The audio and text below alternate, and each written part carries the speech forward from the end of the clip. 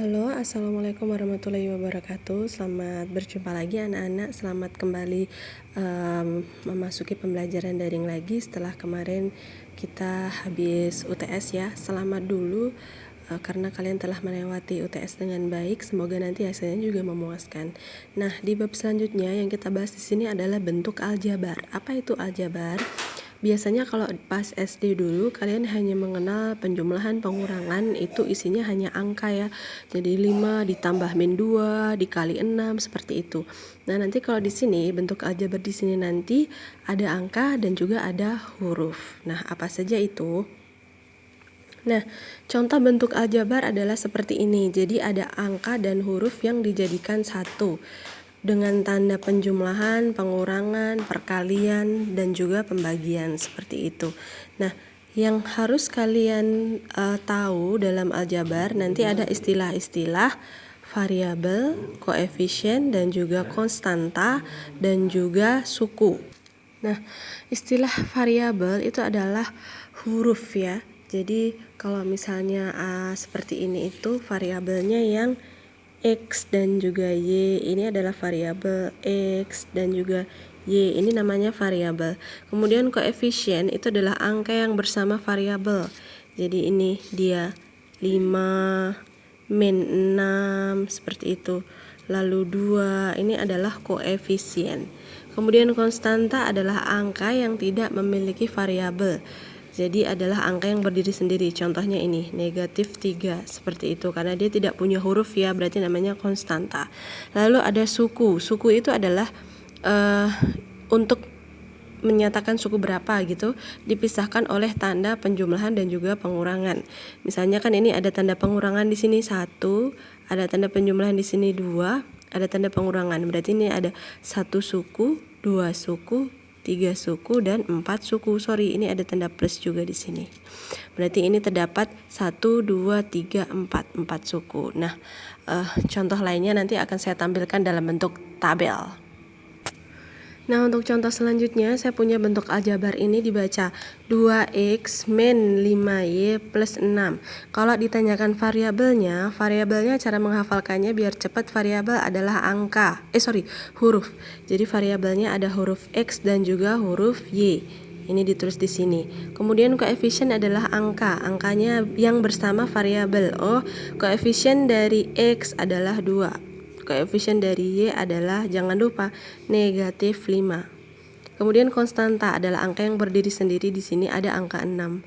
Dan sukunya dibagi menjadi berapa? Ini adalah 1 suku, 2 suku, 3 suku. Berarti termasuk suku 3, begitu. Kemudian saya tambahin lagi untuk satu contoh lagi supaya kalian lebih paham. Di sini Butika punya banyak sekali bentuk aljabar nih ya. Contohnya ini ada 2AB plus 6A min 7B plus 12XY min 7.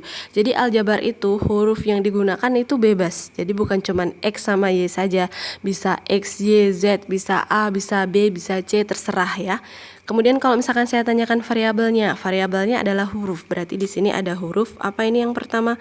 A, B, lalu ada huruf A, lalu ada huruf B, dan yang terakhir ada huruf X, Y. Ini adalah variabelnya. Lalu koefisien adalah angka yang bersama dengan variabel. Berarti di sini yang paling depan ada angka 2, lalu ada angka 6, lalu ada angka, jangan lupa ini tandanya negatif 7, lalu ada angka 12. Kemudian konstantanya adalah angka yang berdiri sendiri. Dia tidak mempunyai variabel. Yang paling belakang ini tidak punya variabel. Ini adalah konstantanya negatif 7. Lalu kalau ditanyakan suku berapa? Kita lihat ada 1, 2, 3, 4, 5. Berarti ini adalah suku 5. Seperti itu anak-anak. Apakah sudah paham? Kalau ada pertanyaan silahkan tulis di kolom komentar.